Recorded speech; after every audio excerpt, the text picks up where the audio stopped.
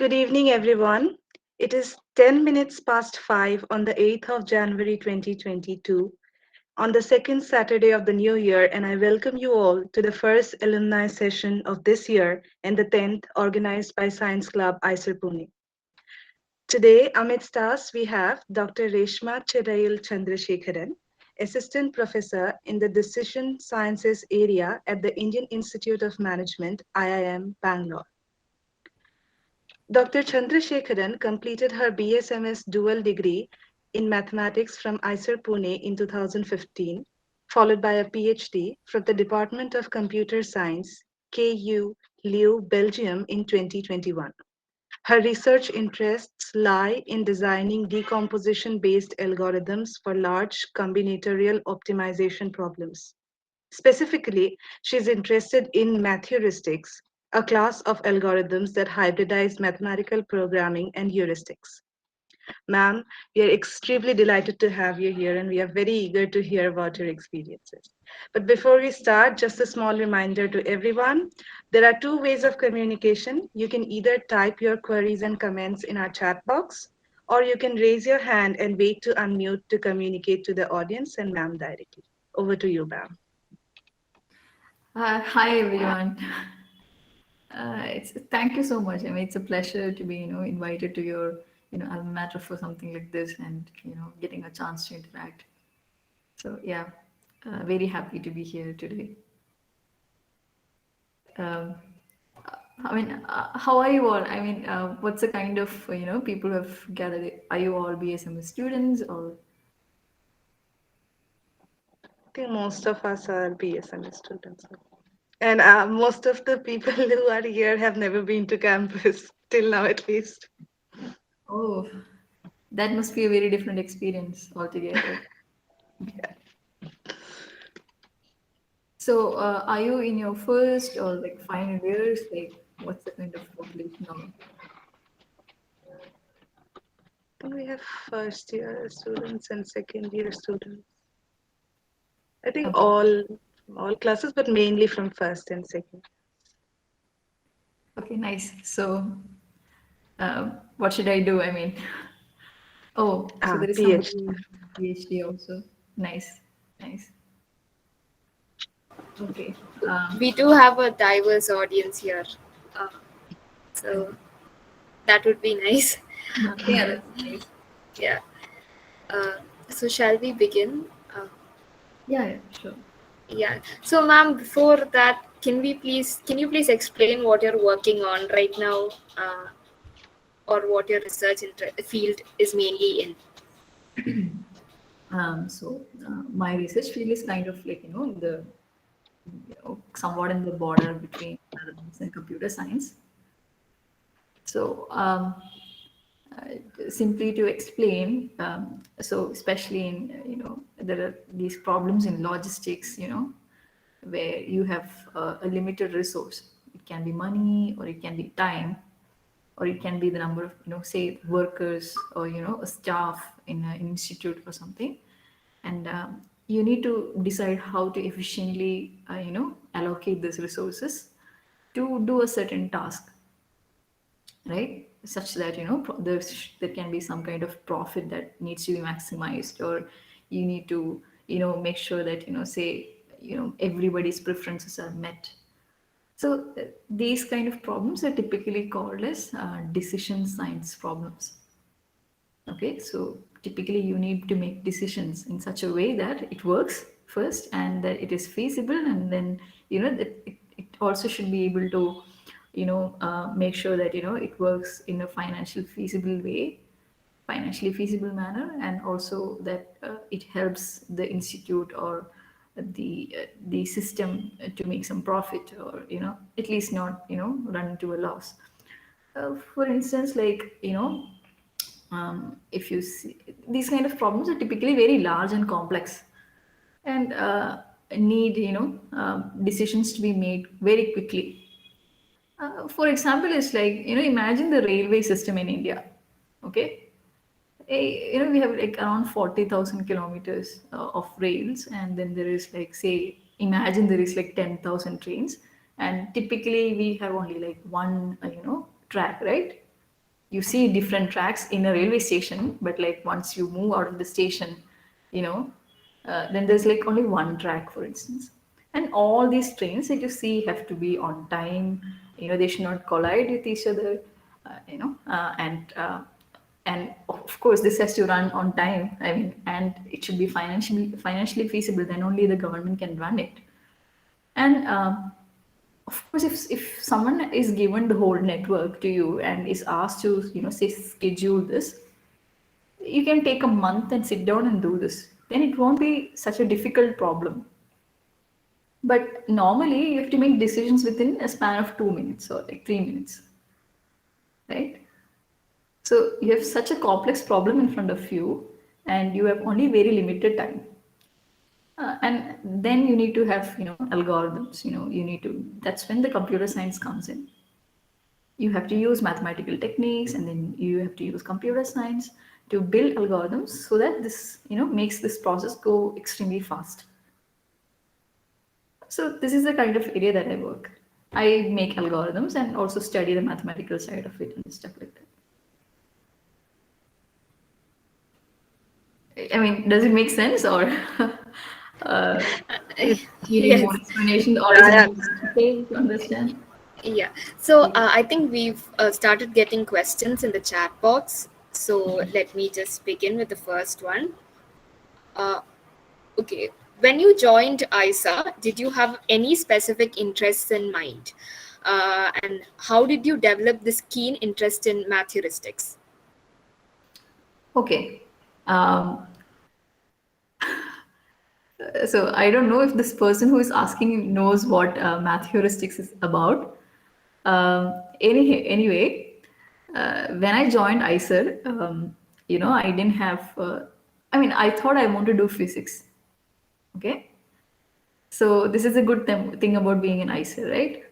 Typically, in school, when you're asked to make a decision, you're making this decision with a very, probably you don't have any experience to make this decision. You think that you'll be doing the physics that you learned in school, but once you join a university and when you start doing this in, as a 5-year study, or in the level of in a level where you're supposed to do the research, it changes, right? It changes in scale and it changes in topics, everything. So it's a good thing about ISA that you get to explore all these things in the first 2 years, or even more than that if you really wish to. So I tried to do. So I was planning to do physics. I came to ISA. Then within 1 year, I felt that I realized my interest in computer science, and also that I am interested in chemistry, I thought. So I went and so I thought I would shift to chemistry, and I pursued some summer project in some computational chemistry, realizing that okay, chemistry is not the thing which I want to do, and also that I like computer science. So I came back, and then I started doing projects in area which is closer to mathematics and computer science. And yeah, that's how I say I after a lot of trial and error, I figured out that I like maths and computer science. And this keen interest in math heuristics, um, see, because of this interest, kind of interdisciplinary interests, I was looking for projects where I could, thing was you get to learn quite a lot of mathematics at ISA, right? But you don't get a lot to learn computer science. So I wanted to go for a PhD in some computer science department, but I also didn't want to leave mathematics, right? So I was looking for a project where you can explore both. So math heuristics is an area where you can work in a kind of in between space. And then yeah, that's how it happened. So could you please explain a little bit more about math heuristics? Because personally, even I am curious to know what that area is about. Okay, math heuristics probably a little. It's very area specific, to speak about it. So, do you know a little bit about heuristics? At least, have you heard about something like that? Okay. I So, don't think so. I okay. think in one of the courses, the calculus 2 courses, the professor used to Yeah, say yeah. heuristic proof again and again. Yeah. Okay. So it's so like typically, in math or something that of physics you've learned, that you're given a problem, and then you actually, you have a mathematical techniques to solve it, right? Like some kind of theorem would say if you follow these and these steps, you'll find a proper solution, right? um, Most of the problems which appear in real life also would have, if you can find a, you can find what is a mathematical problem behind it and come up with a way in which you can actually find the solution. But in what happens is that when you want to make quick solutions, you want to find solutions quickly, and when problems are extremely large, you don't know how exactly, you don't have the method to solve it a lot of times. So you kind of do some kind of guesswork. Okay, and so heuristics are these kind of algorithms where it's not really random guessing. It's very intelligent and informed guessing. And there are also techniques where you kind of find, guess something, and then once you have that kind of intermediate solution, say, or like kind of a possible solution, then you kind of change it around and try to make it better. So this is how these are the kind of techniques that we use for very very large problems where you don't have a proper method. You don't have the proper technique to solve it. So and and then there are these mathematical techniques like that I was talking about in the beginning, where you know exactly how to solve it, but this can take a lot of time. So there are these in between techniques where so a lot of heuristics are like completely guesswork kind of thing, where you don't give, you have no insight. So you can land in a good solution sometimes, and sometimes you cannot. It's just like random, and you don't get anything at all. So why not combine these two? Can we actually combine these two extremes where you can actually have a proper methodological solution framework, and kind of a, but of course you can't use this for problems which are very large. So can we kind of combine this both? So that is why it's called math heuristics, where it's like mathematical techniques and heuristics together, which is kind of a bloom, budding area these days, and very widely used in most of these practical problems. Okay. So So we've got one more. Yeah, uh, Ashmita. we had a few questions sent to us by mail also. So there was this question asking, can you tell us about applying in a country like Belgium? Okay. um, what aspect, do you know anything more about the question, or it's just, No. Uh, I mean, you really don't apply to Belgium. It's not really, in the sense that we can say there's a lot of difference between applying between US and the Europe, but not really. There is nothing specific about applying to Belgium as in within the European countries. It's just about like, because I wanted to work. I was very clear about which area I wanted to work in, and that when I found a good project, when I saw this vacancy in this particular university, I applied there. So it was just that there's no. I was not trying to go to Belgium or anything. It's just so in Europe you just have to find. It's not really like the US or in India where you have a system of applications where it happens at certain time in the year. It's more like there are projects which are published, or vacancies are published throughout the year. It can be any time, and once you have a project, you can just directly email to the professor and kind of talk to them that this is what you want to do. So I send an email saying that this is my interest, and when we saw that it worked, then there was a formal application process from the university. Yeah. Yeah, so we've got one more question in the chat box. Which field of mathematics do you largely deal with? I can say it's called combinatorics. So what is it? It's close to say graph theory and say theoretical computer science. Probably you have some course in algorithms if somebody is there in math here who would have learned something like, maximum flaw problem, or, maximal matching, and things like that. So yeah, yeah, yeah, this is called combinatorics.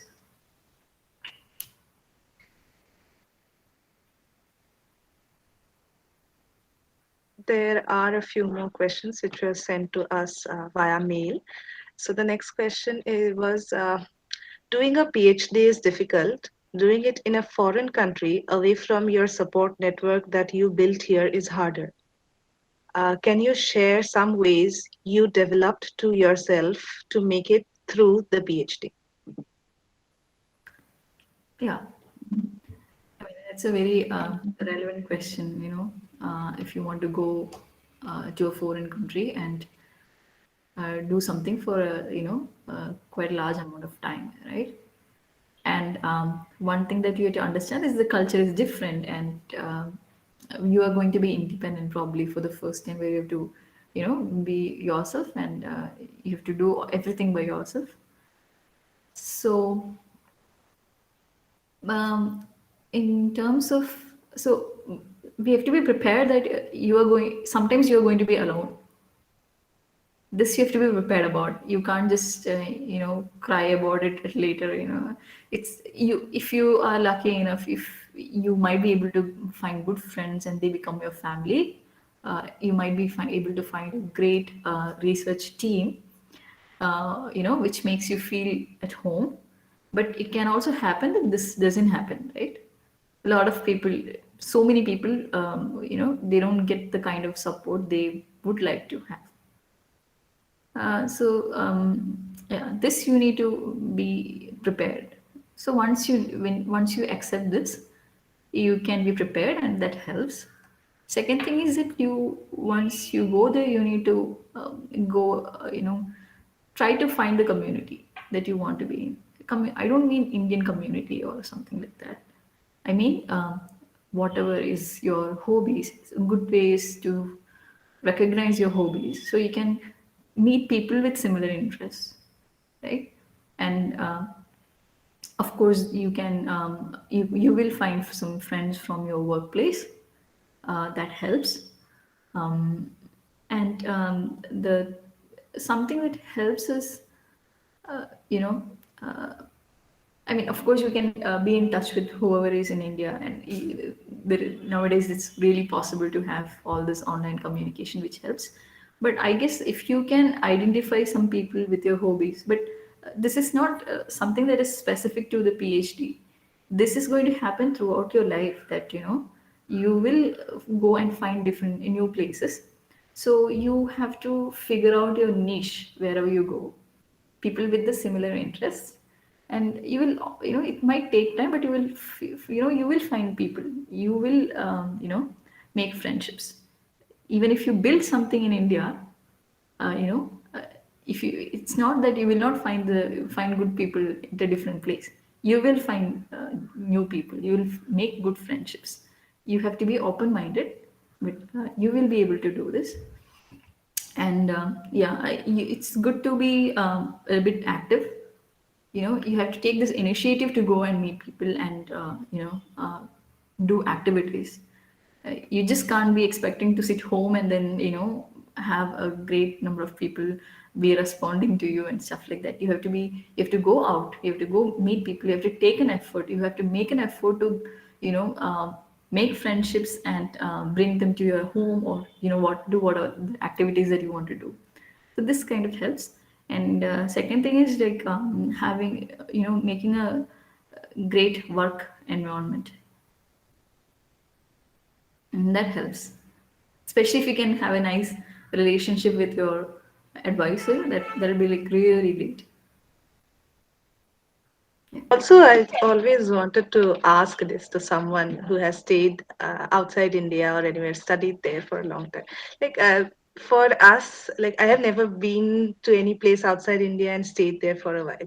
So for us, it's a big prospect to go out to a different country, slightly developed country than what we have here. So we always kind of hear these problems related to scientific funding, etc., in our country. So it's like uh, it's a kind of dream like scenario for us to go and stay there or study there. So is does that really like translate to reality when you actually go and stay there, or is it like normal? No, so it's yes and no in the sense that it's true that you have better funding and you don't have to wait in a huge queue or line to get something done. This happened. That's very much true. I mean, I have felt this difference, especially after I came back here. I know how things work here, right? Uh, Having said that, uh, this you just you should not just generalize this. The thing is, it is very personal. Sometimes people go there, but things don't work out, right? So you can't just expect just that you will be able to have a great time just because you're there, that you will have be able to do great science because you are in a developed country. That's not going to happen. A lot of things, a lot of aspects aspects has to work together to get a great scenario for yourself. And another thing is that it's not really bad in India also. You can actually do great research in India. That's also something else. So I would say, you know at a younger stage in your life, this should not be your focus. Your focus is actually what you want to do. This is the time that you're actually getting to figure out what you want to do. So explore that, work on projects that you like. You can actually go out of India even later, like, if you want to do a postdoc, or you can go and work there for some time. These days, all these things are possible. So yeah, to be honest, I guess that working outside, if you're successful outside, working in a foreign country, then when you come back, it's just probably a little bit easier for you to find a position. But this is not a necessity. There are a lot of people, who have studied in Indian universities, institutes, and still getting great positions. So it's about how well you're able to do there. So it's very, very important to figure out what you want to do and do it at the right place with the right kind of people. Meeting the right, people whom you can have a rapport is also important. So once that is set, the place actually doesn't really matter that much. But of course, there is a slight advantage in terms of funding, and in more than funding, how fast the research moves. It moves much faster there. So you will be able to, if once you're done with your PhD, you should be normally you will be able to have a few for publication if you're outside, which may not be the case in India. So that kind of thing is there. Yeah. Okay, so we've got another question in the chat box. Uh, how was the research environment in Belgium? Is it similar to what you had seen in ISA? Um, mm, Very complicated question, actually, because the experiences were different, right? What you were as a student and what you're, and the thing is, I also shifted my fields a little bit when I was doing my PhD. I think I covered a part of this in my previous answer, that it's faster over there. It's really much faster, and huh. So I can tell you what actually is different working here compared to there is that there is much more involvement from the industry, for instance, especially in Europe. Um, PhDs are very closely linked to the industry, especially if you're working on a non theoretical field. So this means that instead of working on, say, toy problems, or instead of working just something based on a paper, you will actually get to see and interact with people who are working in the field. So this So I don't know if you can understand the difference. So for instance, a lot of people, when say, like in the beginning, I was talking about some railway research, right? So I can say, so somebody has written a paper on like, these and these algorithms work for these and these, whatever, this railway problem or something, some kind of problem in railways. So there will be some kind of instances, theoretical instances somebody has made, and then people can make algorithms, test this, and report some research, and make some publish some papers. But people who really work, but this is not, this is like a kind of abstracted version of a very very complex problem, or if you've made it toy like, dropping some very complicated aspects of it. But somebody who's actually working in the industry would have a better perspective, and this will also make you have much more skills. You will get gain a lot of skills like that. So the in terms of actually doing impactful research, there is a difference. Like I could not say, there was not a scenario where there was somebody who was actually working on a real world problem. There was no possibility to interact with that kind of people when I was at ICER, which means that might have a PhD in some kind of say, whatever, but like I would not have really seen how this translates to some real world scenario, or how this is applied in real life. I don't mean real life doesn't mean that I'm applying it myself, but how it eventually ends up into some kind of impactful research. So this I would say is the major difference that I felt um, uh, when I moved from ICER.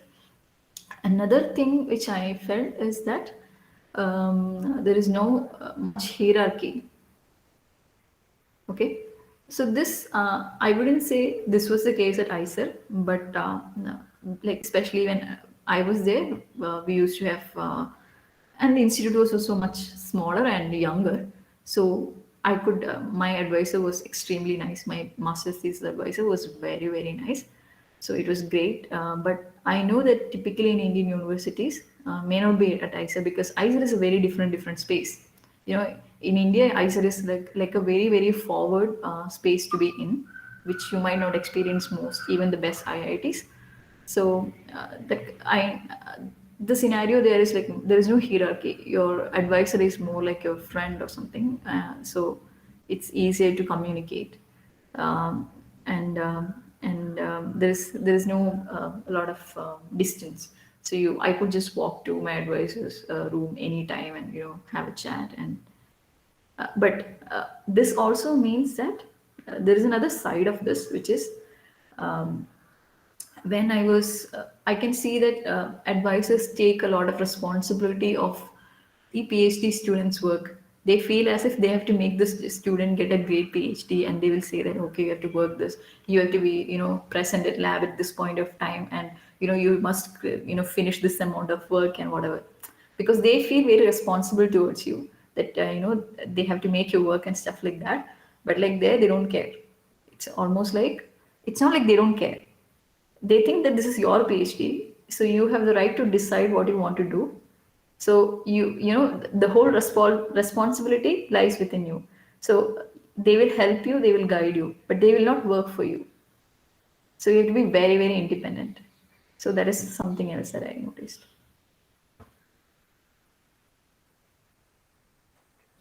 We just talked about industry, and it's very interesting that the next question was right about industry. So it says, did you think about working in industry and not academia? Um, Really, I mean, I can't say I did not, but I thought that I can say try industry for a while, but this was more like a small term, short term plan to just explore industry. But I knew that I always wanted to be in academia. Um, I also talked to my advisor regarding this, and I was kind of confused at some point of time. So I talked to my advisor. I knew that I am kind of a research material, the way I like things and stuff like that. Um, But and when I talked to my advisor, he said that his advice was very helpful for me to make this decision. And secondly, it's also because these days it's more easy to make that decision, because it's not really like you have to stick to the industry or you have to stick to academia. There are a lot of possibilities for interaction and also collaborations. So yeah, the job is different, right? Like if you want to be in academia, probably you have to be a professor and teach. But like the research aspect, nowadays you actually can do extremely applied research almost, and you can even consult for industries if you have that kind of a that kind of an interest. uh, but yeah, you don't have to worry too much about this at this point of time. Okay, so the next question is on the lighter side. So it says, can you tell us more about Belgium waffles and how good they are? Oh my god. um, they're like I would say there's nothing special about Belgian waffles, actually. You know, they're just like some kind of white flour mixed with some, this thing and baked. It's almost like you might have eaten some kind of waffle type. It's just like that. So the only thing difference is that, especially there, they just put a lot of stuff on top of it, like, put a lot of cream, then they put like some kind of exotic fruit and some chocolate or whatever and make it look very, I think that's what makes it more attractive than the base itself. And the waffle itself is not something. Yeah, but I would say in Belgium, the best thing is the fries. So the French fries is actually Belgian. It's not really French. It's actually Belgian. So it's just like there's a history behind why it is called French fries. So if you're in Belgium, the thing to try is fries and beer. I not had one, but that's And how is chocolate? Like Belgian chocolate is also pretty pop. chocolate is also great in Belgium and cheap and very much available.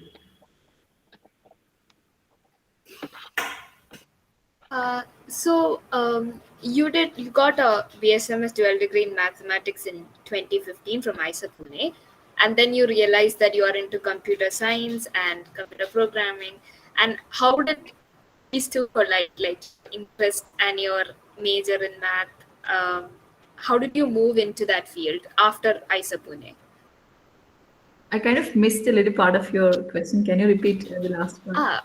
Sure. So you got a BSMS dual degree in mathematics from IIM Pune, and then you realized that you have interest in computer science and programming, and then later on you did your PhD in this field you're interested in. So how did these two collide, or like after IIM Pune, what all did you do to pursue your interest? Okay, so there are two things in this question, two parts. First of all, you know that from IISER you're going to get a degree in science and not in mathematics, right? I think they made a new Huh, made system it. now. Oh, that's Yeah, actually No. really, really Okay. nice. yeah. So when we were there, we could not get a degree in math. It was in science. It made our life very difficult. For people who really want to do some interdisciplinary science, this was a great opportunity. Um, but the issue was that how the Indian system works, right? Because they don't recognize your degree, or even if you recognize a degree, but like say if you want to go and what if you're into research, this doesn't really matter. But if you say want to apply for a scientist job in some say the best kind of institute in India or something, say imagine ISR or whatever. In that case, they will ask, they would want a major in say physics, and you will not have it. Okay, so this was a problem. But yeah, anyhow, coming back to the question, I did not recognize my interest in computer science in the after my BSMS. I recognize this in the second year of IIM Pune. Okay, so even though so most of the courses I did was in mathematics, but I think so. I worked with Professor Methi from I think the end of my second year onwards. I started working with him. So I went and met him and told that, see, I want to learn this and this, and so he initially gave me like very simple computer programs and whatever, because even he was the only person I was searching. I took all the math faculty and I was searching who has some computer science kind of algorithms or computer science in their research interests. And when I understood that he is into something like this, I went and met him. It's very, very sweet. So he gave me small programs, very, very beginner kind of stuff. And I was really interested in this. So, you know, like my master's thesis was something in kind of an in between area where it was a real it's kind of a combinatorics plus algebra plus kind of a plus a computer science kind of an area where I worked. So I got my basic training in computer science or say something like that already. So this okay, so this is something I felt very extremely as a great opportunity, just because I was at ISA, that you could walk into a scientist or a professor's office anytime and say that you want to work with them. You don't get this opportunity at any other institute in India. So because of that, so from my end of second year, so 3 years experience, I've 3 years experience in research by the time I was graduating, right? And I also had some very small papers. They're not like grade papers or something, like some very small first author paper, which is in some small conference, and also some, third authorship or something. This makes your profile look extremely good when you were applying. So when you have this kind of research experience, getting a PhD position was not very difficult for me. And even though I didn't have a degree in computer science, all the computer science departments were happy to take me because I had this kind of research experience and some, say, results in terms of my master's thesis and also the other, papers that I had published.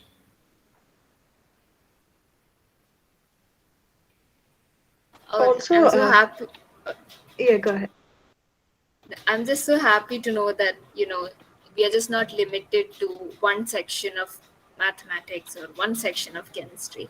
It's open to we are open to take any other paths we want by just, asking any faculty to guide us through. So really happy to know that. And I'm sure like everyone here would be motivated to do so. Yeah. Also, I wanted to ask this since you hinted about this in the previous answer also. So, in the current system, we have this option that we can take a major and we can major in that subject. So, we have to complete a required number of courses to get a major in that particular subject. And we can do a minor in some other subject along with. And we can still not do a major and minor and just have a degree in science. Yeah. So a lot of people here, I think we are very eager to hear from you. Like, what major difference does it make about difference between having a major in a particular subject or just having a normal degree, like degree in science? I don't know if so. Like as I said, if you're going to some kind of research institute in India or abroad, this is not going to matter at all. All they're going to see is like what kind of training you have in terms of research, in terms of the coursework that you've done. Typically, once they see the kind of research and your master's thesis, they know what you know, and plus the interview. So it's not going to, they really don't, because especially if you're going outside, they're going to do some equivalence procedure of your degree. So when you say that you have a degree in math also, they don't just accept it, they are going to go through the content of your course, because these are like they're coming across degrees from all over the world, right? And they have different standards. So there is definitely going to be some kind of equivalence procedure. So it's all they worry about is whether you have a certain kind of required kind of course content. But so what you have to make sure is that you have that kind of content in your. So if you have a certain kind of intention, you are decided that you want to pursue this kind of thing in future, then you have to what you have to make sure is that you have a significant amount of coursework in that area. Okay. Uh, so now, second thing is the scenario in India, right? So the scenario in India is that some places they will just ask for a certain degree in something.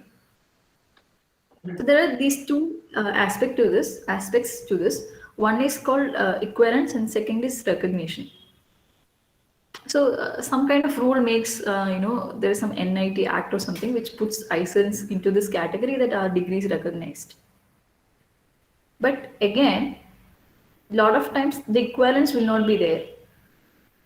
And this BS degree in science makes that. So typically, in what happens is you have a degree in physics from some Delhi university.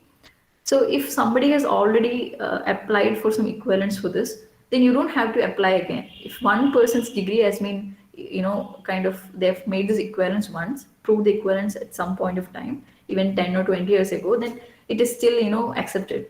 But the thing with ISIS degree, because people are just going to have different kinds of coursework in this, they don't, give you that kind of equivalence. So every time you have to go through this, and this would mean that you have to wait like 6 months, because each university has this kind of boards meeting and all, where they decide which degrees to be, recognized or accepted in some sense. So this is going to, so in case I try to, just for the sake of it, because I didn't know what I want to do, like whether I want to apply for a job or something. So I applied to, I'm from Kerala. So I applied to this Kerala university to recognize my degree. And I remember it took me like around 8 or 9 months. So it's like a year. And that is, and in my case, I took only like 9 months because I had like enough kind of coursework in math to easily identify.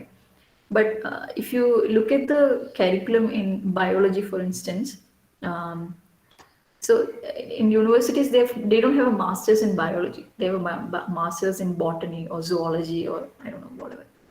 But like if you look at the coursework, typically you don't cover all the kind of botany stuff, right? You will be learning a mix of courses in say genetics and systems biology and whatever. So especially biology and chemistry people face a lot of issues getting their degrees recognized if you're going for a non-academic kind of field. So I would say it is easier, some part of it will be easier if you actually have a major. That way you will have a significant amount of course in your, you would have done a significant amount of course in a certain area to call it a certain degree, which would make your life easier if you are in India. Hmm. Right. Also, like how much does the CGPA matter when you are applying for different positions? I wouldn't say CGPA doesn't matter at all. Um, Typically, CGPA is not the biggest criteria because, like, especially if you're applying abroad, because it's a very, subjective. Some universities have a tight grading criteria, right? So your applications are typically judged for their, the kind of coursework you've done and how good you are at research, right? Because that's what they're trying to look for. And the fact that your university is kind of something recognized by a lot of people is what matters. It really doesn't like you having like a 10 on 10 CGPA from a non-recognized university doesn't, even if that university is a good university or the student is a good student, typically this doesn't really work that well. That should not be the case, but like you also don't know how to do this, right? They have to find Hmm. a way to judge an application. So typically, recognition of the university by a lot of people over there, especially if you have an alumni there, that helps. Um, then the quality of the research that you've done. If you like, imagine that you're applying for a certain PhD position for a certain kind of research topic, and you have great publication or you've done a very serious master's thesis in that area, which shows that you have research potential, and you are recommended by great faculty. Then your CGPA is not going to matter that much. Okay, understood. Mm. Okay, so another question here. This may be a little irrelevant to your field, but how did you cope with the more rigorous part of mathematics, especially in the more advanced courses? I mean, I can't answer this because, like, I was always interested in mathematics, and I had I've done a master's in mathematics, so I had good enough training to do this, right? So, I mean, like, maybe this question is also because there are people who think math is some kind of more rigorous than some other areas or something, which is really not the case. Okay, so the thing is, I mean, uh, like there are certain areas, especially if when you start learning biology or something, there is so much data that you need to like keep in mind also. That is why it looks like it's not as rigorous. While in when you do math, you need to have a certain other kind of skills, right? Like you need to be more analytic. You need to have certain analytical skills and all. But once you go deep in any area of science, it's going to be rigorous. It's going to be tough. This is irrespective of the area, really. And sometimes there are fields where it really need a applied kind of a sense. But and that comes with a certain. I mean, it's based on somebody's interest actually. So once you really do all the coursework, like once you have the BSMS dual degree in that area, you will have enough, expertise to deal with whatever is rigorous in that area. So you don't have to worry about it. If you can do that, then don't worry about it at all. Okay. So next question is: do academics in Europe know about ICER as of yet, or is it still considered a relatively young institute?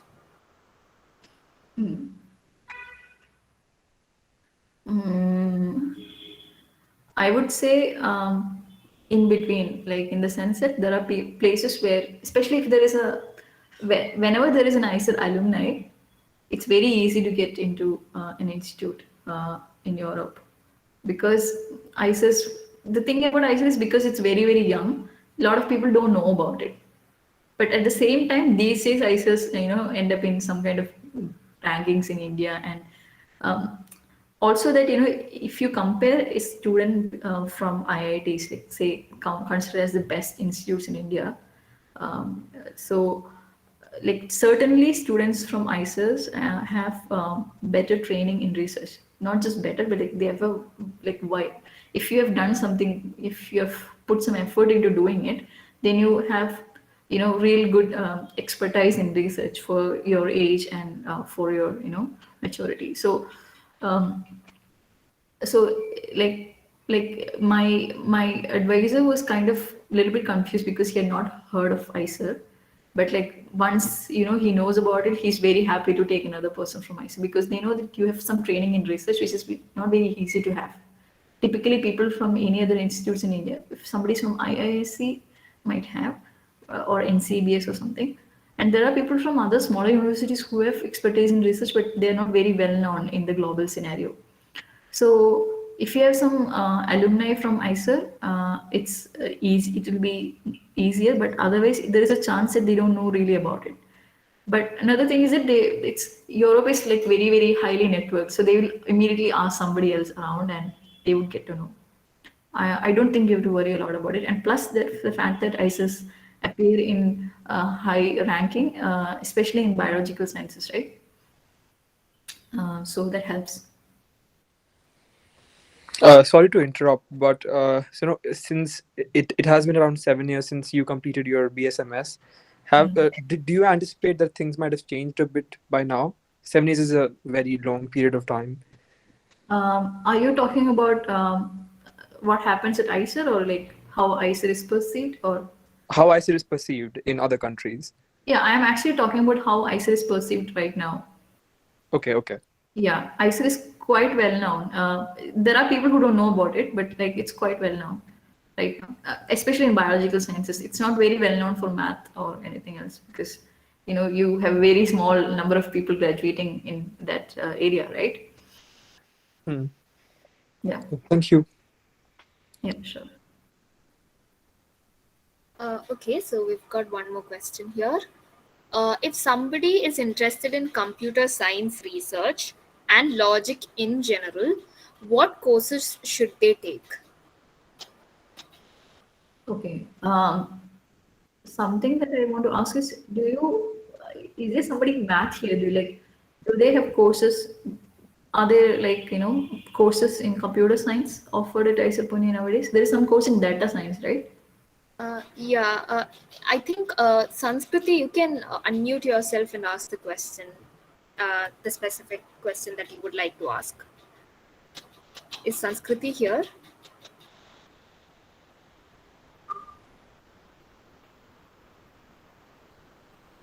Yeah. Okay. Okay, I think. Yeah. Yeah. Okay. So, I think oh, her mic is not working. Okay. So if I remember correctly, yeah, we did start a new data science department.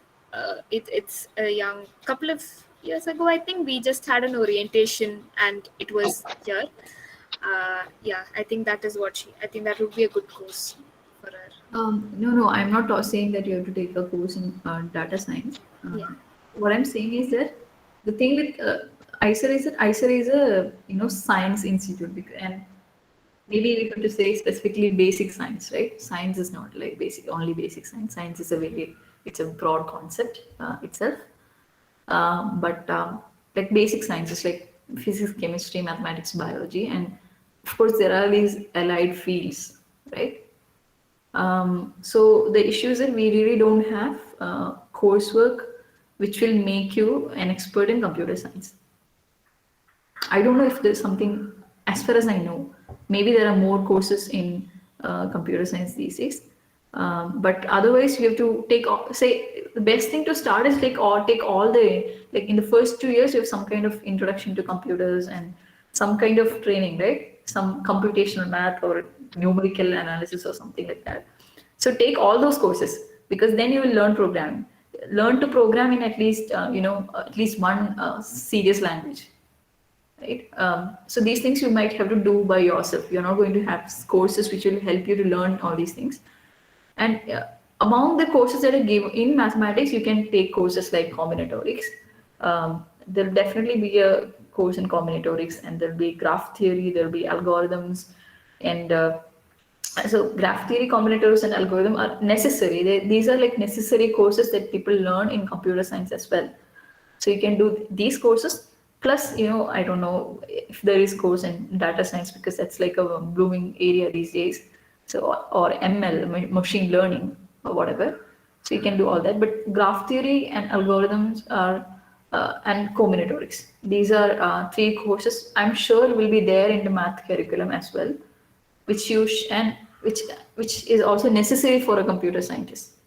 So you can do this, and the rest you might have to work on your own, or yeah. These days there are a lot of courses. Even in NPTEL, you can access many courses, right?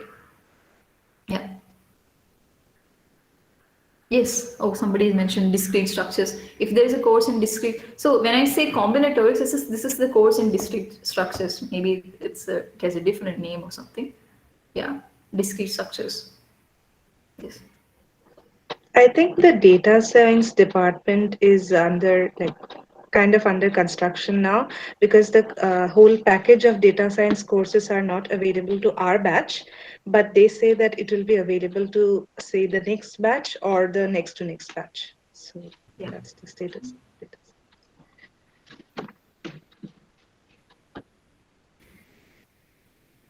Okay, so we've got one more question.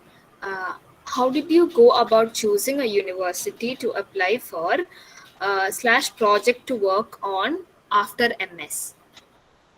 After MS. Okay. So I would say I didn't. Okay, so I maybe you understand that I have already, I knew what I want to do by the end of my BSMS. Kind of, I knew that I want to do research and I want to do something in the, you know, I knew that this is more in between combinatorics and computer science, something like that. But I was not very, so you have a mentor, right? When you start,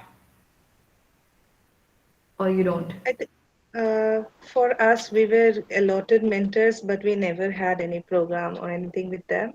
And we were allotted very late because in the meeting we were said also that they thought that we might not need them because we are at home currently.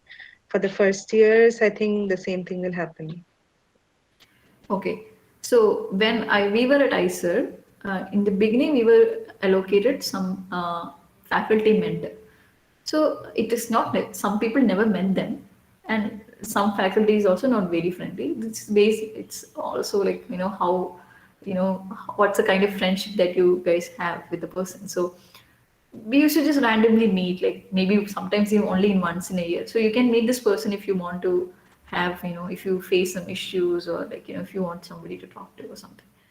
So he had advised me that, you should never be, adamant, or like you should not be like hard fixed on certain area unless it's like you're extremely sure about it, especially in, because you have all the time to pursue what exactly you like. But at the initial stages of career, it's better to be open minded, and so that you can have more, you can learn, you can explore a lot of, you can explore many things, you can develop the kind of skills that you want, and then you can make a informed choice. So when I wanted to, this was, my advisor was Prasad Subramanian, like this mentor person was Prasad Subramanian, Professor Subramanian, and he had advised me like this. So this has stuck, and I still go by that. Even I remember this even today, and I follow the same, that uh, I know that. So I clearly knew that these are my interests, but at the same time, I don't want to be so adamant that I will only do this. So, and what happened was, so I was doing research in a certain area. I was working on a certain kind of problems, and immediately, so people who worked on the exact same kind of problem were happy to offer me, PhD positions at that time. It was only a matter of applying and, like securing funding or something. So because I had publications, and, it's not necessary that you should have publications. That's not what I'm trying to say. But if you have worked on a certain kind of problem, then even if you don't have a good grade or something, still the research groups would still accept you because you have experience working in that area. They would choose you over somebody else who has extremely high grades but not have research expertise in that area. But what happened to me was also that I could not pursue my PhD immediately after I, graduated because of some personal reasons.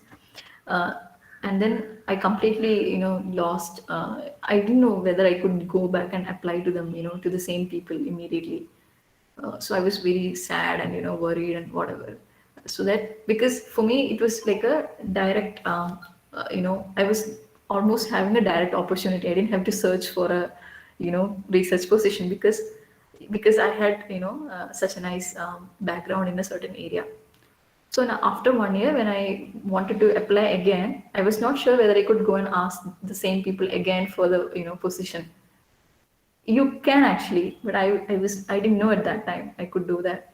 So I was very sad. And then I started searching, positions, like I started again like a clean slate. So you're going to face these ups and downs in your research career. It's not never going to be straightforward. So I started completely from scratch again. And what I did was, I went to I went and looked for all the top universities in the world. So I used to go to this ranking websites and, list these universities. I'm not saying that rankings matter the most. I mean, you might want to apply to, say, some, not like say the worst universities in the world or something. That's the only thing that you have to worry about. Like you can, somewhat good universities. I just wanted to have a good list of universities. So I made a huge list, and I went to each university's page and searched their department. Whatever mathematics or computer science or whatever. I searched for people who were working in my area, like in math and computer science. I searched both math and computer science and theoretical computer science. Applied math department. All these things for say maybe 100 or 200 universities in the world, right? And then I tracked vacancies. Then I found whenever I found a position which was kind of suitable for my kind of research interest, I applied. That's all that I did.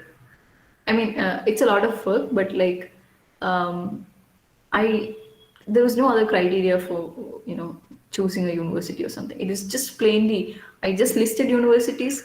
Uh, this might you can understand. So probably I would have searched for like around 300 people's profiles, not 300, like around maybe 1,000 people's profiles, and just search for the best, whatever research opportunity. Yeah. Ma'am, you said after completing your BSMS, you can go to your professor for your PhD positions, right? I didn't get your question. Can you repeat? I said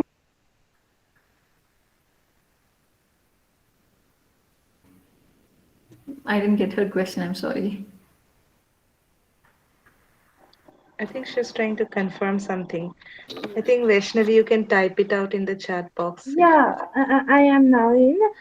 So I said that when you are completing your BSMS, you are like you can go to your professor whom you want to work with, and you can ask him or her to for your PhD positions. Is it true?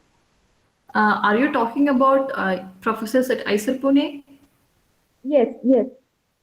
Yeah, definitely. You could go and you really can't ask for a position because there is a centralized process for doing this, right? You need to apply and appear in interviews, right? And sometimes there is even a written exam, right? So you have to do this, They but mention in the website that they need 8.5 CGPA and above. yeah, sure. CGP is only like a small criteria. You should not worry too much about it. So, but definitely you can talk to professors and discuss the possibility of doing a PhD with them. This is always possible, and I would encourage you to do it. Yeah. Thank you. Thank you. Okay, another question here. Can I take discrete structures, graph theory, and algorithms without taking any other pure math courses?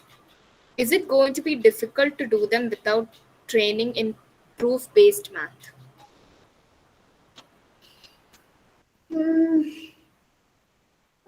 Yes and no, in the sense that these courses in discrete structures and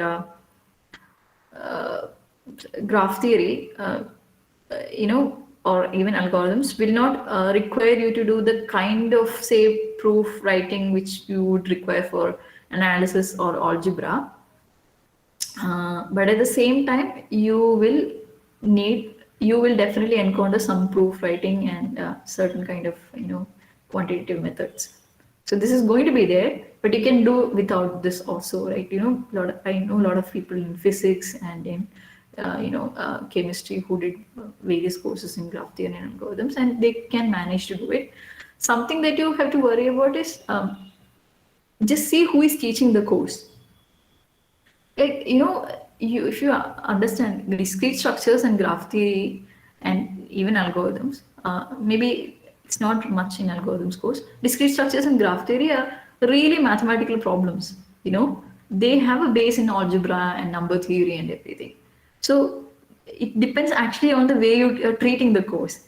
Typically a beginner course, because there's only one course in algorithms or graph theory in the whole curriculum, right? Because of which this is kind of beginner level. It's more like an elective course or something, the way that it's being treated. It's not like a core course like analysis or algebra, and because of which it will be kind of an introductory phase that you're dealing with, because of which you might not find a lot of proofs and all.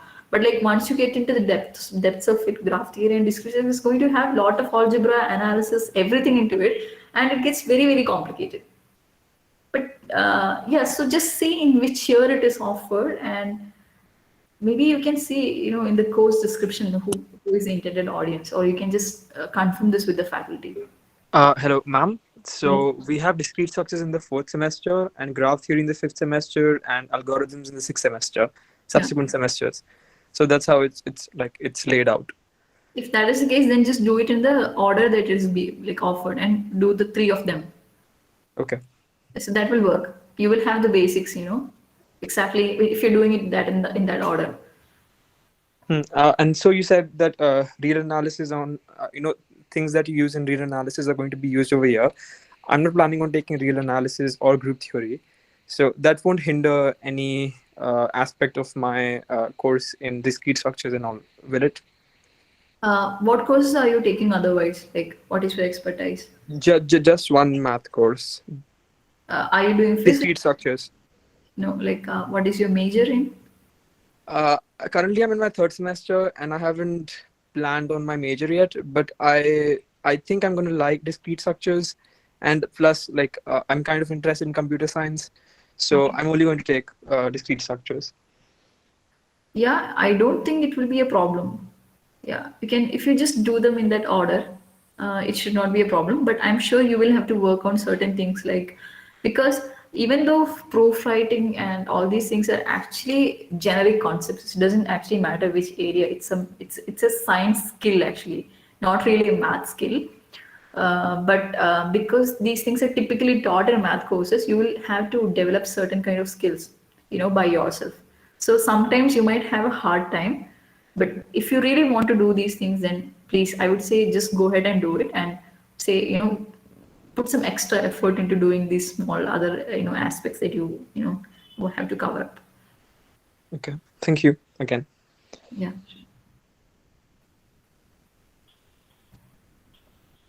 Ma'am, this is more of a personal question. Like, after say 1 or 2 semesters, we start having some a kind of allied interest in certain kind of subjects. Yeah. So after that, when you have these other subjects, which now are on a little more advanced, like more advanced level than our say higher secondary years, did you feel like it was a burden or did you enjoy doing it? I didn't really understand the question. Are you talking about those topics that probably you did not focus during? No, okay. Just can you explain a bit more? I didn't really understand. Like I was saying that during the first and the second semesters, often we have this alignment towards a particular topic or a particular field that we start liking. Say, for your Yes. case, mathematics and computer science. So after that, when in the third or fourth semester, we have to take other subjects which are Mm. not so much into our interest area, say, mm, bio subjects, for example, in your case. So did that feel like a burden for you, or did you enjoy those subjects? Okay. In my case, I enjoyed certain subjects very much, even though that was not directly related to my area. For instance, I was really interested in genetics. I was extremely interested in quantum mechanics and quantum chemistry, but at the same time, extremely bored with certain physical chemistry topics and so. Okay. So this is bound to happen, and but this is something we have signed up for, right? Because you, the reason that you're at ICER is because you wanted to explore.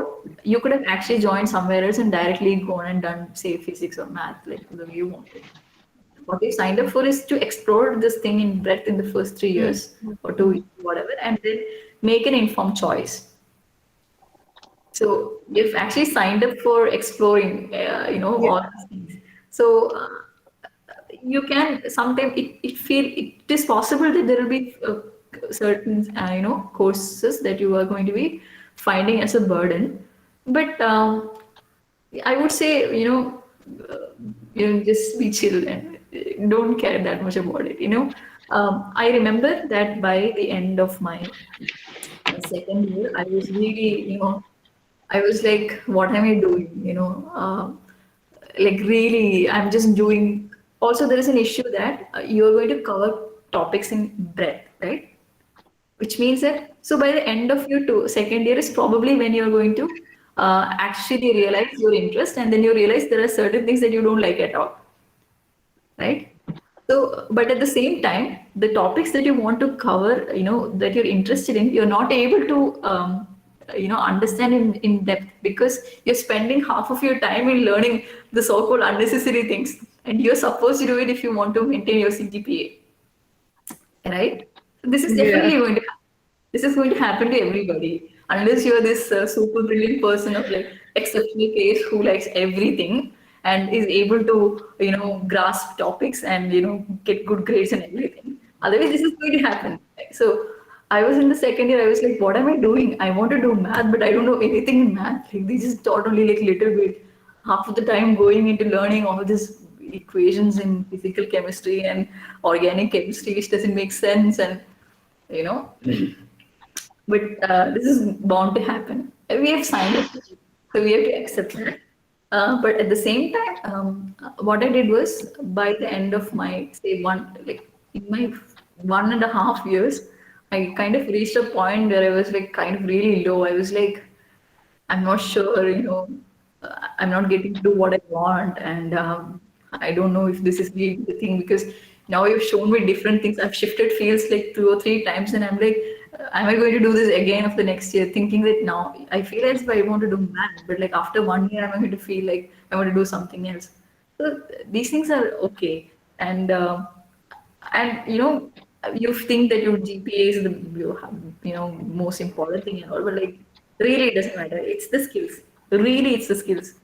So end of the 1.5 year, I hit a low point, and then I decided, okay, what do I want to do in my life? Like, what do I like? Okay, I sat back and thought about it, and then I realized that I really used to like programming. Till then, I was not doing any programming. I did some programming in school. Then I was like, I really love programming, and I'm not able to do it. So what am I going to do? I don't have any courses in this.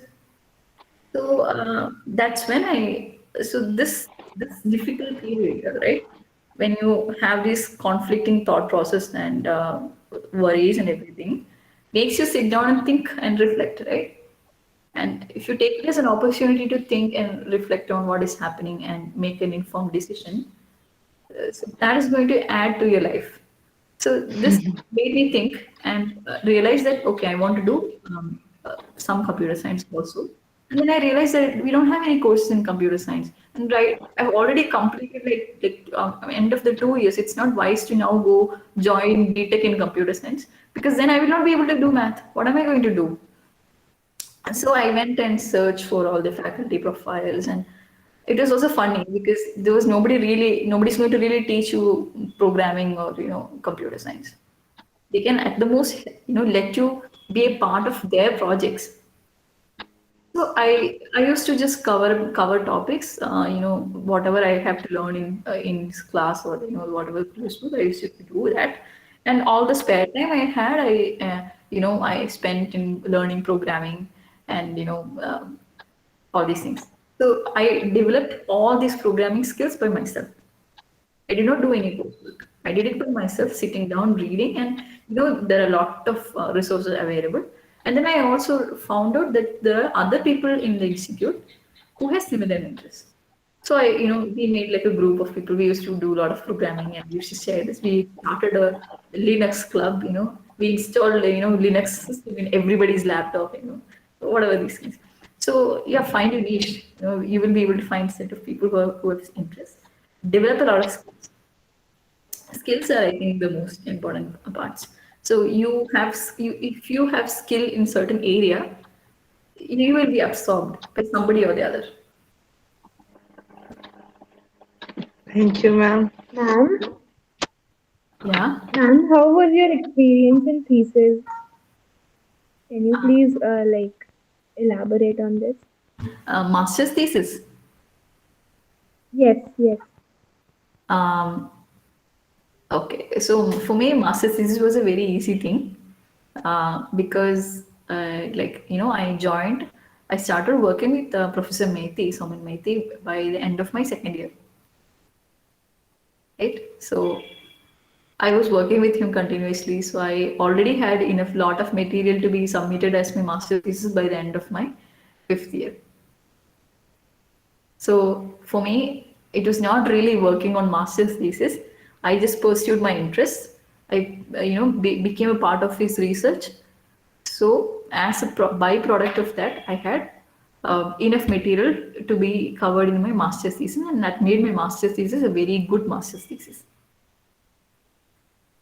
So I would advise you all to do, pursue whatever you like, find the kind of people who are doing similar things, and then work on your skills there, do research in what area that you like, and you will, as a byproduct of pursuing your interests, you will find a great research opportunity. You will find you will be able to write a great master's thesis.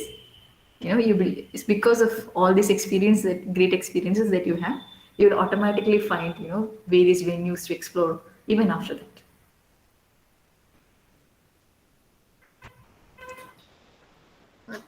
One more question here. I'm interested in mathematical optimization, integer programming in particular. I looked into profiles of some professors at management departments or institutes, and some had operations research as an area of work. I'm interested in developing the theory of the subject and not much in applications. In that case, how relevant would those professors be? Hi, Rishikesh. So, what are you actually doing? Are you a PhD student or? Ma'am, no, ma'am. I'm a fourth year BSMS student now. Okay. So, like when you talk about mathematical optimization, they're always talking about integer programming and linear programming and everything like that, things Yes, related ma'am. to. So, and these are all, this is basically operations research. Okay. So, you can't really do operations research without, focusing on the applications. That's very, very difficult. And No, like I am more interested into solving because the like you like what you were mentioning in the beginning when students asked about your area of work. Since the size of problems that we usually solve are large, the algorithms that we have to solve an integer programming problem is not so feasible. It takes a lot of time. So I yes. am interested more in developing such an algorithm. Okay. Yeah. So, so your question Like is it at for your PhD or for your fifth year thesis? thesis work. Yes, ma'am. For fifth year thesis, like it will not be a problem at all. You can actually apply to somebody, and all these people will be able to, like if even if they're doing some applied, integer programming research or operations research, they will be able to, you will be able to do good theory, if you only like, what I'm talking about. Just, if you are only interested in developing algorithms or something, or even the theory of integer programming and stuff like that, for your master's thesis, this should not be a problem at all. Yes, thank you, ma'am. I would say you just focus on somebody, somebody is working on a problem of your interest. Yeah. You just go to Uh, their profile and look at their publications, then you can figure out what they're working on. Yeah, one doubt I had here was like since they're writing operations research in general, like how much would they know about the theory is what I had a doubt since the beginning. You really can't, do without a lot of without theory. Especially in India, people are really, they have a more theoretical approach to operations research compared to places where they do really do the applied things. So for your yeah, another thing that you have to worry about being in a management department is that their research interests are slightly, so their way of doing research is slightly to the management side of it. Yes, this is one of the doubts that I had. Yeah. So in that case, like should I approach them or not in case I don't find anyone from science or engineering institutes? Um, yes, but also you have to keep in mind that just what I meant is that majority of the people would be doing in a management way of in the management aspect of it. But that doesn't mean that everybody is doing like that. There are a lot of people in in managed, say, Indian institutes of managements, where they actually are working in the theory of operations research, including people, including me and people in my area. Like there are like three of them who are actually working in the more of the theoretical side of it. So I would say just like there are not too many people in the management institutes. So just look at their profiles and see what their publications are. So you'll get an idea. Okay, sure. And Thank you. especially for your master's thesis, this should not be a problem. They will be doing enough theory to be being covered in a master's thesis work. Yeah, thank you. Yeah.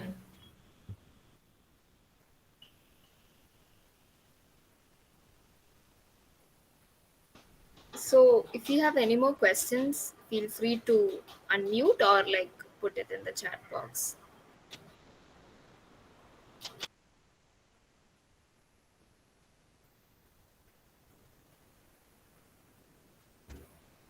Ashmita, do we have any other questions via mail that we got?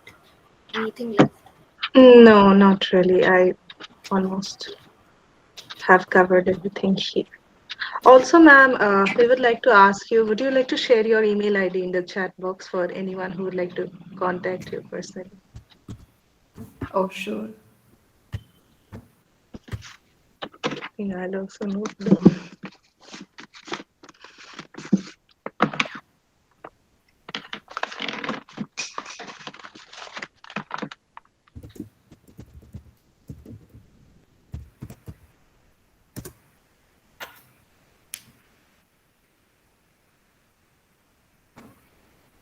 Ma'am, apart from academics, can you please share your non-academic portions with regards to IISER Pune? Like, how was your experience and all? Oh, I had a great experience. Um, when we joined, the institute was very young, right? It was in the 5th or 6th year or something. And we had a very small group of people, and very, very fond memories from ISER. Also, we were very close to all the faculty as well, right? And yeah, the most interesting part about ISO was that I remember the first day we went to the campus. So it was like a barren land, dusty barren land, and there was only one building that is the you what is it called, the main reception building, right? Once you enter to the right side where all the guest house and I don't know what it is nowadays. So there is this lotus pond, right? So the building next to that. So it was just that building, and they were laying the flooring of the building when we entered, So we all stayed in that group of buildings. All the whole population of the campus stayed in just that building, and we used to go to another building in Pashan area where the classes were going on and stuff like that. And we have sometimes carried benches and desks when not actually us, like our seniors had carried bench and desks when we arrived, because they were trying to set up the classrooms and stuff like that. So we were a more closely knit community. So great thing. And we saw like by the time when we were graduating, we had all the hostel blocks and all coming up. But we didn't have a great playground. We played in all the muddy whatever playground. But by the end, there was a playground structure, and now when I go, I can see there's this great, it's a cricket ground or something, right? All these things, all the H crows and all the Mendeleev blocks, and all were constructed when we were there. So we had a great feeling, because you kind of feel that you're there when the institute was growing. Also, we had a great time with the faculty there, because it was kind of very small, so you had a interaction with faculty. We found many groups. Even I found a group called Prudha, which I think still exists. The Green Club was founded by me and my friend. So like like we were like, my God, it's so boring. There is nothing to dance. There is no dance club. There is no music club. And the senior would say, yeah, you have to start one, right? So you would start. We would just go around inviting people, and then we would start a club. And so it was a lot of fun and stuff like that.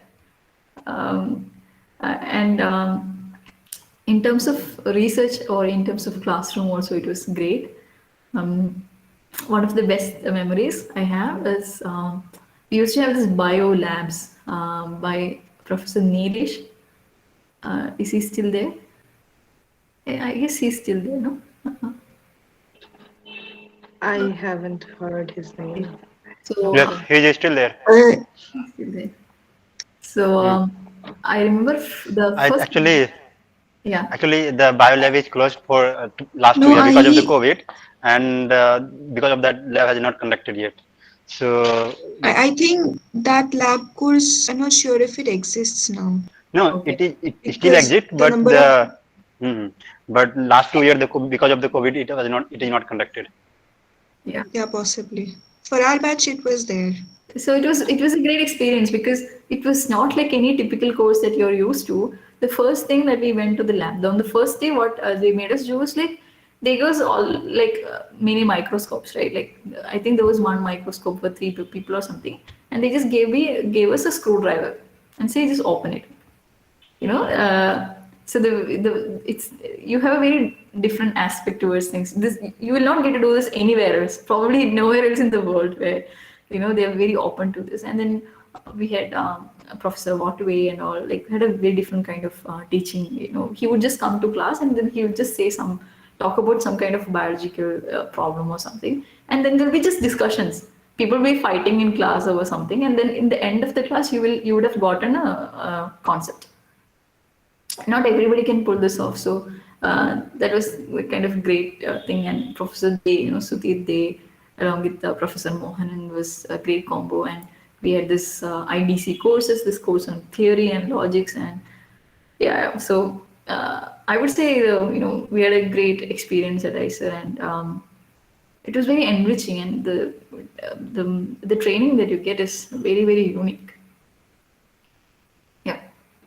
I think the lab course that you were mentioning, that is the first lab course, so that was cancelled for our batch due to COVID. And now, since we are having our holidays, the first holidays since we joined ICER, now we are having the lab course currently at home.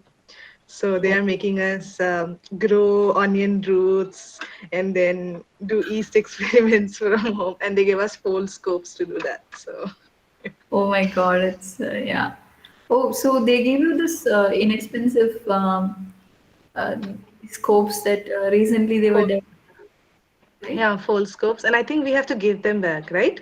We have to give them back, I think. Yeah, I think like one of the professors mentioned that we cannot provide all of you a microscope to disintegrate at your home. So just adjust with your whole scope here, and then that's what we use for our first report, I guess, for the Yeah. lab. First, Yeah. I had so many fond memories. Of course, I have a lot of memories with Professor Methi because he was my advisor. I worked with him for a very long time, helped me throughout. Even, these days we keep in touch and things like that. Very sweet person. Then otherwise, yes, the batch is also smaller, right? So it makes a lot of difference. And we used to stay in one building was another fun thing. So we used to have this one building where the guys used to stay in the first floor and the girls used to stay in the second and third floors and stuff like that. And then you can actually jump. So you're not supposed to enter their floor, but it's just a stair, right? So you can actually jump, but there will be a security there, and it was a lot of fun like that. Yeah, this is where before all the new hostel blocks were constructed, and I think even when the hostel blocks construct in the beginning, the new hostels, the one which is like I don't know 6, 7, or 8 floor, the ones you have the same thing, right? So there also initially there was only one building, and then the same thing happened. I think that till the fourth floor it was all the guys, and then the ones above were for the girls. Is it the same these days also?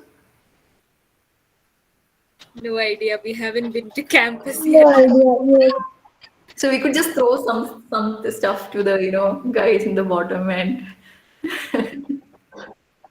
so it was fun. Like we used to just chat from there, and and like in the evening, then there'll be guys like shouting. Somebody from one floor will start shouting something. So then there'll be some incremental shouting from all the floors. Like then these people will shout, and these people will shout, and same thing with somebody singing. You can hear it. Yeah. Great memories. I didn't ask you what is going on these days with you. Just online classes Yeah. and assignments. When you do you know when you will get to go and be in the campus? I don't think they have like officially told us. No, Is it? initially they said that second years will come after mid-sem probably, but now after the new variant, very unlikely. Very unlikely. Especially the biological and physical sciences. Like all the wet labs are going to suffer a lot because you will lack the training, right? Yeah. What to do? But fourth and fifth and third year also is there on campus. I think third year has joined recently, and but they had joined with the hope that they'll do physical classes. But in a recent mail, it was notified that everyone has to do online classes from their hostel rooms. Okay. Okay. We wish to be in campus soon. Yeah, definitely. Okay, so because we talked a lot about research and everything, right? But something else is that is very important is what you learn. You know, like you have to learn how to interact with people, right? So you can learn stuff, all these things sitting at home, reading and all these things, if you really want to. Like I don't know if you've watched this. I forgot the name of the movie. Goodwill Hunting. If you know, like all this expensive education that you have can be covered just using a few bucks in a local library or something. When they say this, but you can't gain the experience, right? So you need to like the community that you get is invaluable. So I hope you have a great experience there. I hope you forget your whatever boxes that you are born in or you used to, and break that out and meet everybody. Have an open mind.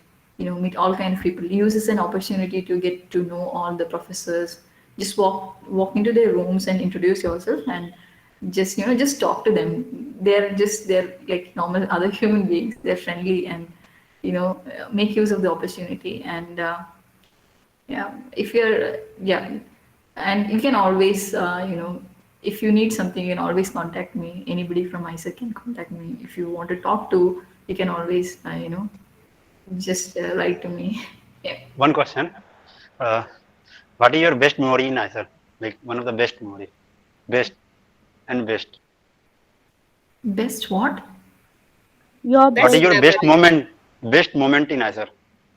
Oh, there is no such. I can't answer these kind of questions. Best favorite color. I mean, best book. I don't know. Those are like very different questions. I mean, best moments are like these. I mean, maybe times with friends, like your relationships, right? Those are the best moments I had at ISER.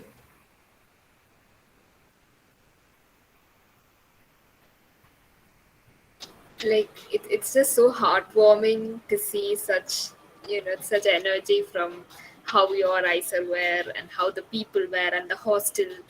It's just, I think that is the only glimpse of ISA that we can get now, and it's really unfortunate, but this really means a lot to all of us here who haven't been to ISA yet. I mean, I really, really hope you get a chance. Like, I'm sure that by third year you will be in the campus. You have to be in the campus, right? Otherwise, it's not going to make sense. So you will have this will be different experience. You are actually marking the history where some weird things happen in the world, and you can tell everybody that this is how we did things. We learned how to do certain things. We realized that we actually don't have to travel and be there to do certain kind of things. You just have to message or email, which is great. At the same time, there are these kind of things, but actually this will be really nice. You're talking and interacting like online, and then in the third day when you get to meet these people, it will be a very, very different experience. Yeah.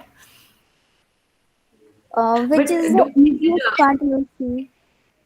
Which is the easiest part in the subject? in math.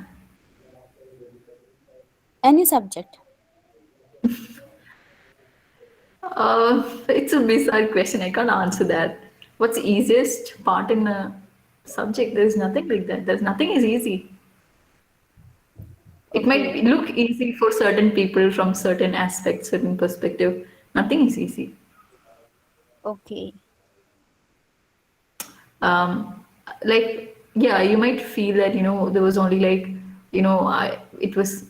I was in some sort a little bit successful because I kind of tried to start my research a bit early, right? And that the fact that almost all my friends started their research by the end of second or third year. They started by third year, almost all of them.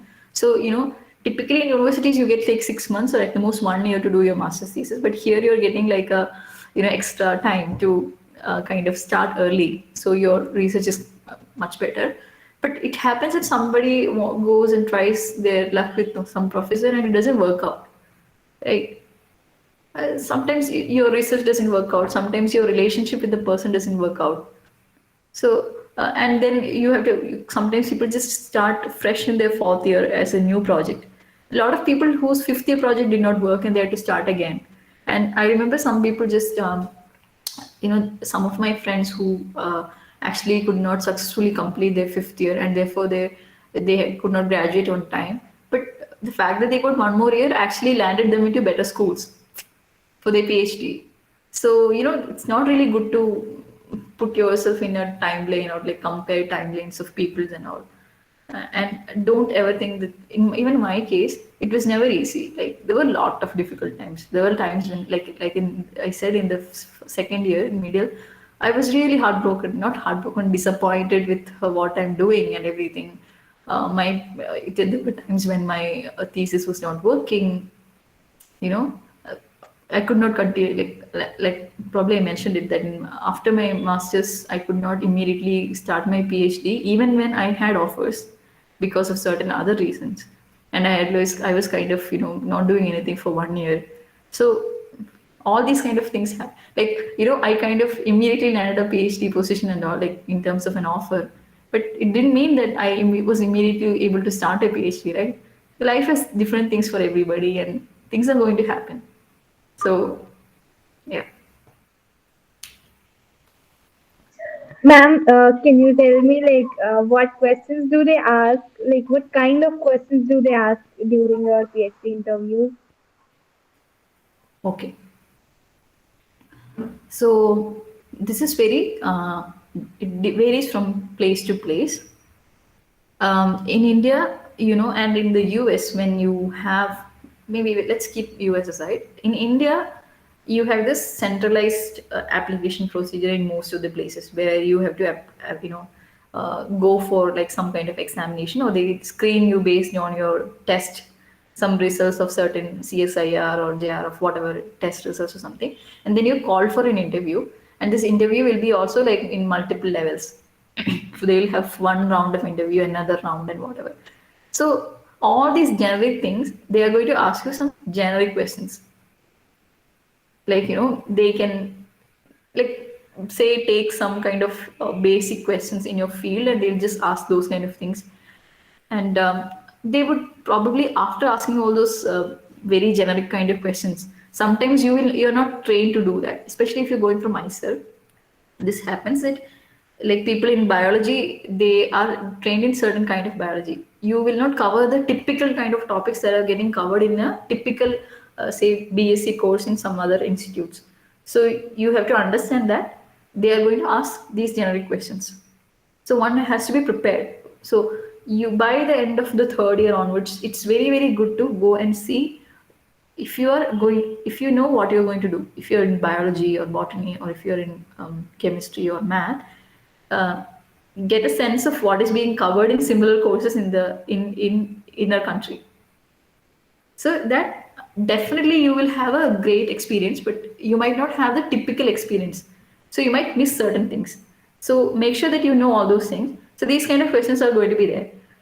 After all these generic things are good, when you are going to be asked some very deep, more scientific questions where they actually check whether you have certain kind of science related skills. You're going to excel there, but I'm not sure if whether you'll excel in the first two rounds. You know, and in the US also it is somewhat similar, but in the by the time they call you for an interview, it is really specific. They are going to ask you questions based on your research, on the things that you are an expertise you are an expert on. It's the same thing in Europe. In Europe, it's more like a person to pay. The generic application side process is not there. It's more like case to case. They're searching for a person for a project, so they will test you in such a way that this person really know what this person mentions these and these things in their CV. So they're just trying to talk to you and see if you know these kind of things. They're really not interviewing you on the topics and all. So like typically in the Europe, I've seen that it feels like you're just simply talking to them most of the times, and they just want to make sure that you know what you're talking about. They're not trying to test you in some sense. So and I remember sometimes they don't even, if they know that say you have a lot of publications in some area or something, and they clearly know that you have these and these skills, then they would not even ask you anything. They're just trying to talk to you because they want to know you as a person, how you are, how do you speak, are you good at communication, what is the nature of person you are. So, like I said, but that kind of a conversation rarely happens in India if you're going for a PhD interview. Nice. Okay. If we want to go for PhD, then what should exams we give? In India, Yeah, in India, and tell about the abroad also. okay. So in India, institutes offer fellowships and scholarships, but it is always preferable to bring your own funding. Okay. So this would mean that it is good to clear the CSIR exam, the CSIR JRF or UGC JRF, whatever is in your field. And then there are also certain exams in certain areas, right? Like in computer science, there is some exam called JEST. Then there is a National Board of Higher Mathematics exam for mathematics. These are specific examinations that are there for funding in India for these areas. Then there is Inspire Fellowship for pursuing PhD. So similarly, there are some other exams for biology also, biology and physics also. I don't know exact names. You can just figure this out. CSI and NET is a common exam that everybody is expecting you to have. NET exam is basic requirement because that gives you the eligibility to teach, but the JRF will help you secure funding. And there are yeah, there are these small exams like I said, like the NBHM or whatever, which also is, they give only few number of fellowships in a year, but there are area specific exams also. Now, if you want to go to US, then you will have to complete GRE, the generic one, and the subject GRE, and some English proficiency exam like a TOEFL or IELTS. In Europe, you don't need any of these. Sometimes, most of the universities need you to have a TOEFL score because they just want to make sure that you're good in English. But there are some institutes where they just don't even ask this as well. But typically, you need like one exam, TOEFL or IELTS, something to show your proficiency in English. That's it. We are having our first midterm examination. So how should we prepare? Midterm. Yeah, midterm examination. It will be our first exam. I mean, there is nothing very special about it. It's just like how you would prepare for any other exam. So just whatever they've taught in class, just do that. Just try Okay. to understand the concepts, and then you'll be able to answer it. And what type of questions they ask? That's really depending on the professor, right? So Okay. if you can find some previous year question papers from your seniors, that's great. If for the course that the same person has offered, but otherwise there is no specific advice that I can provide you here. I would just say just learn what is done in class and read the textbooks, the references, and work out some problems. Yeah. Okay. Actually, they are teaching us whatever we have done till our 12th and some extra, just a few points. So there is, uh, I didn't I missed the last part of the question. so there is, it is tough to get what they will ask because we are doing this repeatedly because we had in our 11th and 12th. Okay, let's say, I mean, it will not be so difficult. I mean, this is like preparing for any exams, or it's the same thing that you've done. Definitely, you will, if this is your first exam, there will be some difficulty because you don't know how exactly exams are conducted at ISER, right? This will not be like your school exam. This will be more, they will test how much you've understood the topics. They're not going to ask you to memorize and, just, give some answers. They're going to test whether you understood something. So you will, if you're not so used to this kind of testing, then you might find it a little bit difficult to face the first exam, only the first one. This will be you'll be fine from the next exam onwards. So I would say only that just understand, try to understand what is there in the topics. Okay, thank you, ma'am. Okay, so I think we should end our session. We are closing. I hate to say it, but we are closing up. It's about 7. So I would just like to thank you, Dr. Reshma, for being a part of this event.